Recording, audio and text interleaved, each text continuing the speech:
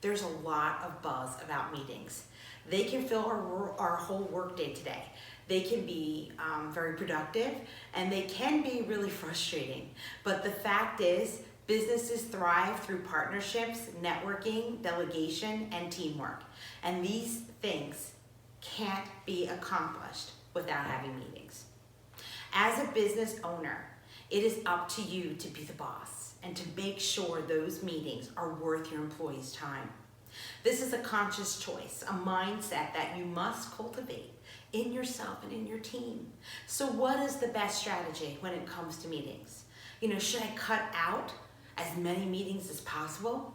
I used to be a meeting Scrooge. I was rarely open to meeting outside. I was rarely only meeting affiliates outside of my organization. I would do my radio show, that sort of things, meeting with top A accounts. Very few of my direct reports actually got to meet with me more than once a week. And we rarely had a whole entire organization meeting more than once a year, meaning company-wide. For a while this worked out and it was okay until I got so swamped. And I was swamped not by meetings, but by instant messages, knocks on my door, and a million texts. I was constantly being interrupted by people who would just ask me for just 1 second, Cheryl, or real quick, come over here. I also noticed that my team was starting to feel disconnected. We had new lines of business in development, new accounts referring, affiliate promotions, and only a handful of people on my team knew what was going on. Each person was very focused solely on their individual initiatives that they were responsible for.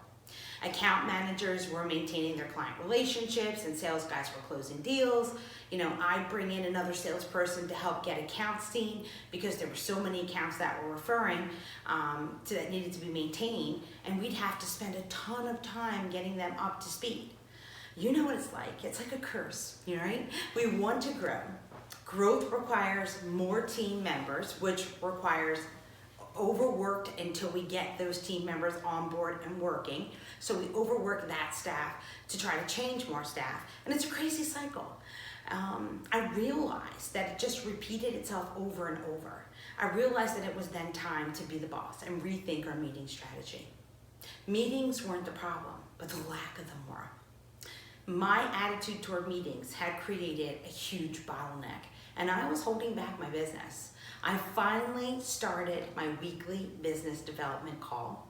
I call it my Zoom call. I do use Zoom technology, and I think that's where I took the name from, but I call it the Zoom call. Now, as my sales team landed new accounts, the entire organization knew what was happening with those accounts.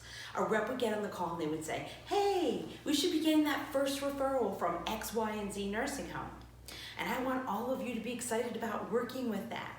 Next, one of the nurses that lived in that territory who was on the Zoom call, they would chime in and say something like, oh my gosh, that's great. I live just a block from there. I'm so excited. Please get referrals from there. Please get a lot of them so I can have all those patients right in my backyard. And the account executive would say back, hey, why don't we go together? Let's do a meet and greet so I can introduce you.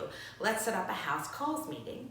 Now, if you don't know what a house rules meeting is, we do cover this at our sales training in our master's program, and you can check that out when we're done at the end at www.homecaresales.com. Back to meetings. I would ask myself, how can I have all these meetings and still have time to run my company?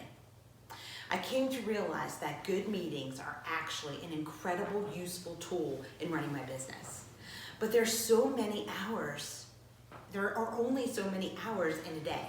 When you're focused on being a good boss and you want to be there for your staff, you want everyone to feel valued and empowered, and you want to make sure that everyone has the tools that they need to be successful.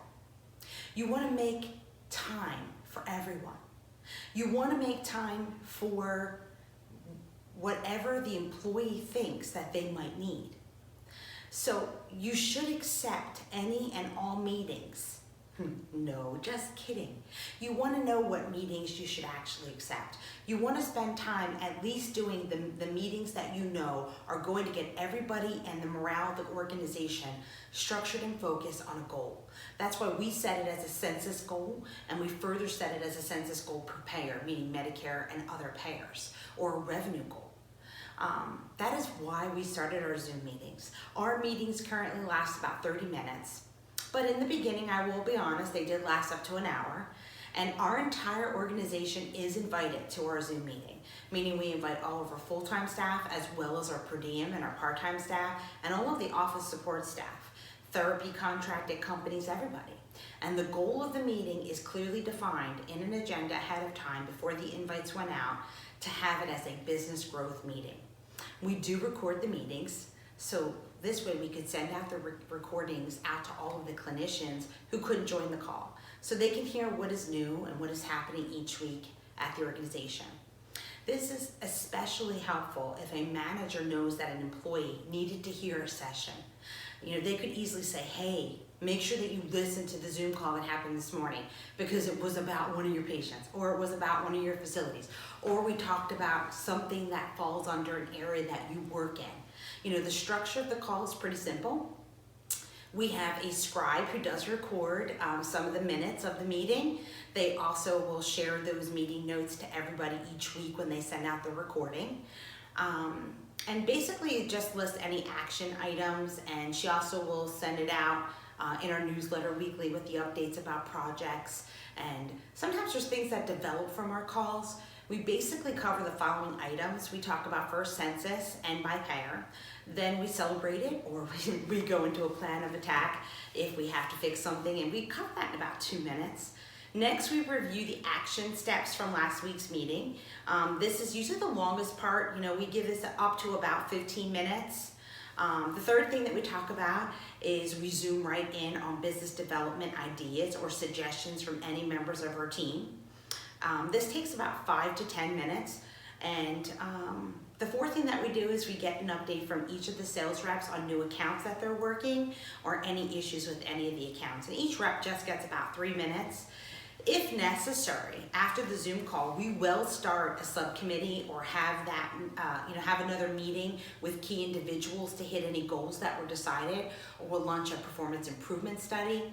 Having the entire organization feel part of the business growth and hitting monthly goals, it steers the ship towards constant growth mode. The entire team. Now your account executive or your sales representatives, they're not the only ones that are part of growing your agency census. Just wait to see what your team can do.